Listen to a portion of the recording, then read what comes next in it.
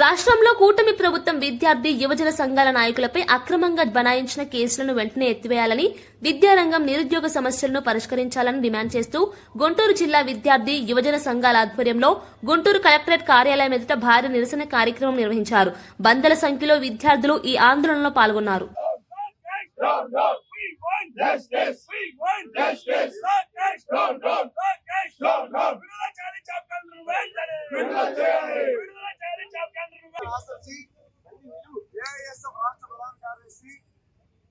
రాష్ట్ర వ్యాప్తంగా పెండింగ్ లో ఉన్న 6,300 కోట్ల రూపాయల ఫీజు రీయింబర్స్మెంట్ విడుదల చేయాలని ధర్నాలు చేస్తుంటే ఈ రాష్ట్రంలో చంద్రబాబు గారు, చిన్నబాబు నారా లోకేష్ గారు, ప్రశ్నిస్తానని చెప్పిన పవన్ కళ్యాణ్ బాబు గారు పూర్తిగా రాష్ట్రంలో విద్యార్థి నాయకుల పైన అక్రమ కేసులు బనాయిస్తా ఉన్నారు, రౌడీ షీట్లు పెడతా ఉన్నారు. కాబట్టి ఈ సందర్భంగా ఆల్ ఇండియా స్టూడెంట్ ఫెడరేషన్ గా ఇతర విద్యార్థుల సంఘంగా తెలియజేస్తా ఉన్నాం. ఈ రాష్ట్రంలో మీరందరూ అక్రమ కేసులు పెట్టినా కూడా, ఎన్ని రౌడీ షీట్లు బనాయించినా కూడా వెనకడుగు వేసేది లేదు. విద్యార్థుల సంఘ నాయకులకి జైళ్లు, బెయిళ్లు కొత్త కాదని చెప్పని ఏఎస్ఎఫ్ స్పష్టంగా తెలియజేస్తా ఉన్నాం. ఇటీవల నారా లోకేష్ గారు మాట్లాడుతూ విద్యాసంఘ నాయకులతో ఫీజు రీయింబర్స్మెంట్ విడుదల చేయమని అడిగితే విద్యార్థులకి విద్యా సంఘాలకి ఏం సంబంధం, మేము కాలేజ్ యాజమాన్యాలతో మాట్లాడతామని చెప్తా ఉన్నారు. ఈ రోజు ఇదే గుంటూరు వేదిక మీడియా సాక్షిగా ఈ రాష్ట్ర విద్యాశాఖ మంత్రికి చెప్తా ఉన్నాం. సాక్షాత్తు నీ పార్టీలో ఉన్నటువంటి టీడీపీ గుంటూరు 107, 108 రద్దు చేస్తాం. రాష్ట్రంలో ప్రభుత్వ మెడికల్ కళాశాలలో ఒక్క సీట్ అమ్ముకోమని చెప్పారు. కానీ అధికారంలోకి వచ్చిన తర్వాత పబ్లిక్ ప్రైవేట్ పార్ట్నర్షిప్ అనే ముద్దు పేరు పెట్టి పూర్తిగా రాష్ట్రంలో మెడికల్ కళాశాలల్ని అమ్మి వేస్తా ఉన్నారు. ఈరోజు పూర్తిగా వారి సామాజిక వర్గ వ్యక్తులకి, వారి పార్టీ చెందిన సానుభూతి పనులకి రాష్ట్రంలో ప్రభుత్వ భూముల్ని, ప్రజల ఆస్తుల్ని అమ్మి వేస్తా ఉన్నారు. ఈ సందర్భంగా ఈరోజు అడుగుతా ఉన్నాం, ఈ రాష్ట్రంలో అట్టడుగు దళిత వర్గాల విద్యార్థులు డాక్టర్లు చదువుకోవడం ఈ కుటుంబ ప్రభుత్వానికి ఇష్టం లేదా? లేదా ఈ రాష్ట్రంలో మైనారిటీ విద్యార్థులు ఎంబీబీఎస్ చదువుకోవడం ఈ ప్రభుత్వానికి ఇష్టం లేదా? లేదా ఈ రాష్ట్రంలో కార్మిక వర్గం, శ్రామిక వర్గం కార్పొరేట్ వైద్యమందుగా మరణిస్తా ఉన్నారు. వారికి కూడా ఈ రోజు కుటుంబ ప్రభుత్వం పూర్తిగా ప్రభుత్వ వైద్యాన్ని దూరం చేస్తా ఉంది. కాబట్టి స్పష్టంగా తెలియజేస్తా ఉన్నాం, సంక్రాంతి సమయం లోపల పూర్తిగా రాష్ట్రంలో ఉన్న విద్యారంగ సమస్యల్ని పరిష్కారం చేయకపోతే రాష్ట్రంలో విద్యార్థి యువజన కలిసొచ్చే సంఘాలని, శక్తుల్ని కలుపుకొని కూటమి ప్రభుత్వానికి వ్యతిరేకంగా పెద్ద ఎత్తున ఈ రాష్ట్రంలో ఆందోళన కార్యక్రమం చేపడతామని హెచ్చరిస్తా ఉన్నాం. నారా లోకేష్ గారు అధికారుల రాకముందు వ్యవహారం కార్యాలయంలో 2,37,000 ఉద్యోగాలు ఖాళీగా ఉన్నాయి. అధికారం రాగానే 2,37,000 ఉద్యోగాలు భర్తీ చేసినా కాకుండా ప్రతి నెలలో జనవరి 1 కి జాబ్ క్యాలెండర్ రిలీజ్ చేస్తారని, ప్రతి మెగా డిఎస్సీ ఇస్తారని అధికారంలో రావడం జరిగింది. అధికారంలోకి వచ్చాక చంద్రబాబు నాయుడు కొడుకు లోకేష్ బాబుకి ఉద్యోగం వచ్చిందా కానీ ఈ రాష్ట్రంలో ఉన్న ఒక్క యువకుడు కూడా ఉద్యోగం రాలేదని అఖిల భారత జనసమైక్యంగా తెలియజేస్తా ఉన్నాం.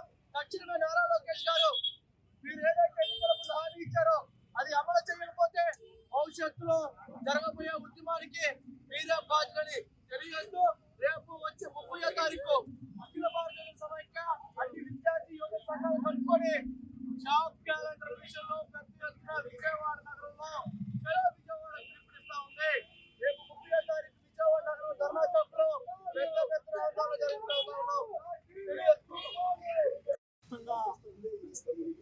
విద్యార్థి యువజన సంఘాల ఆధ్వర్యంలో ప్రతి జిల్లాలో కలెక్టర్ ఆఫీస్ ఎదురు నిరసన కార్యక్రమం చేపట్టడం జరిగింది.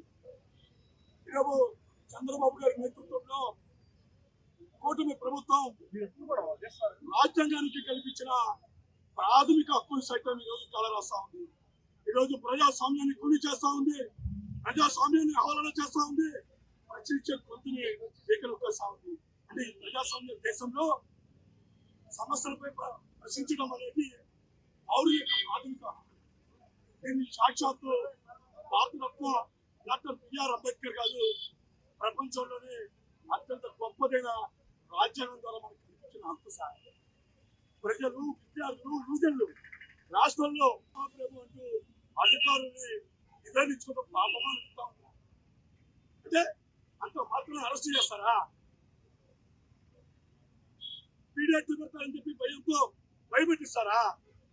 రౌడీ షీట్లు ఓపెన్ చేసి అక్రమంగా జైల్లో నిబంధిస్తారా? ఈరోజు కూటమి ప్రభుత్వం పోగడాలు చూస్తా ఉంటే ప్రజాస్వామ్యంలో మనం బతుకుతున్నామా అనే సందేహం కలుగుతా ఉంది. భారతరత్న డాక్టర్ బిఆర్ అంబేద్కర్ రచించిన రాజ్యాంగం ఈ రాష్ట్రంలో అమలవుతుందా అనే సందేహం కూడా కలుగుతా ఉంది. అయ్యా చంద్రబాబు నాయుడు గారు, ఇప్పటికైనా మించిపోయిందా? మీ చేతగాని పరిపాలన వల్ల రాష్ట్రంలో అన్ని వర్గాల ప్రజలు అభాసు పాలయ్యారు. మీ మీద అన్ని వర్గాల ప్రజలు విరుచుకుపట్టడానికి సిద్ధంగా ఉన్నారు. అయ్యా, ఈరోజు దీన్ని దృష్టిలో ఉంచుకొని విద్యార్థులు, యువజనులు తిరుగుబాటు పెట్టకముందే నువ్వు చేసిన తప్పులను సర్దిద్దుకో, లేకపోతే రాబోయే రోజుల్లో తగిన మూల్యం చెల్లించిన తప్పులని కూడా ఈరోజు విద్యార్థి యువజన విభాగంలో ఆచరణలో జరుగుతున్న నిరసన కార్యంలో మిమ్మల్ని హెచ్చరిస్తాను. బాబు వస్తే జాబ్ గ్యారంటీ అన్నారు. ముగ్గురు బాబులు, ముగ్గురు మనగాళ్ళు అనుకున్నాము. ముగ్గురు మోసగాళ్ళు ఆంధ్ర రాష్ట్రానికి వచ్చారు. బాబు జాబ్ అన్నారు. బాబుకు వచ్చింది జాబ్ సీఎం పదవిగా. బాబు కూడా వచ్చింది మంత్రి పదవిగా. పవన్ కళ్యాణ్ బాబు కూడా వచ్చింది ఉప ముఖ్యమంత్రి పదవిగా. అయితే మాకెక్కడ వచ్చాయని నిరుద్యోగుల పక్షాన మేము అడుగుతా ఉన్నాం. జాబ్ క్యాలెండర్ ఎక్కడ? మిస్టర్ నారా లోకేష్ గారని జనవరి 1వ తారీఖున నేను జాబ్ క్యాలెండర్ విడుదల చేస్తా, లేకపోతే నా చొక్కా కాలర్ పట్టులను ప్రశ్నించమన్నారు. పోయిన జనవరి పోయింది, 1 సంవత్సరం అయింది. ఈ జనవరి వచ్చింది, 2వ సంవత్సరం అవుతా ఉన్నది. మీరు ఎక్కడ జాబ్ క్యాలెండర్ విడుదల చేశామని అడుగుతా ఉన్నాము. జాబులు అంటే చెప్తా ఉన్నారు 20 లక్షల ఉద్యోగాలు ఇచ్చామని చెప్తా ఉన్నారు. ఎవరికి ఇచ్చారని మేము ప్రశ్నిస్తా ఉన్నాము. నువ్వైతే యువకులం పాదయాత్ర పేరుతో రాష్ట్ర వ్యాప్తంగా యువకులను సమీకరించి ఆందోళన కార్యక్రమాలు చేసి హామీలు ఇచ్చావు. తీసుకుంటా అన్నారు. 30,000 మహిళలు ఆచూకీ లేకుండా పోయారన్నారు. ముగ్గురిని తీసుకొని వచ్చావా మిస్టర్ పవన్ కళ్యాణ్ అని అడుగుతా ఉన్నాము. ఆనాడు విశాఖకు ప్రైవేటీకరణ చేస్తున్నారు. 20 ఎంపీలు మీకు కారం పూసుకోండి, సిగ్గేయటం లేదా అన్నారు. మరి మీ ప్రభుత్వంలో 17 మెడికల్ కాలేజీలు ప్రైవేటీకరణ చేస్తా ఉన్నారు. ఇప్పుడు నీకేమనిపిస్తా ఉన్నది? పవన్ కళ్యాణ్ అని ప్రశ్నిస్తా ఉన్నాము. ఖచ్చితంగా కూటమి ప్రభుత్వానికి, లోకేష్ గారికి ఒకటే హెచ్చరిస్తున్నాము.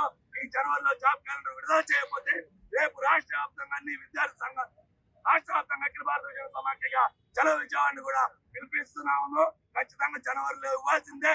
లేని పక్షంలో జనవరి 30వ తారీఖున చలో విజయవాడ కార్యక్రమాన్ని చేపడతామని హెచ్చరిస్తా ఉన్నాము.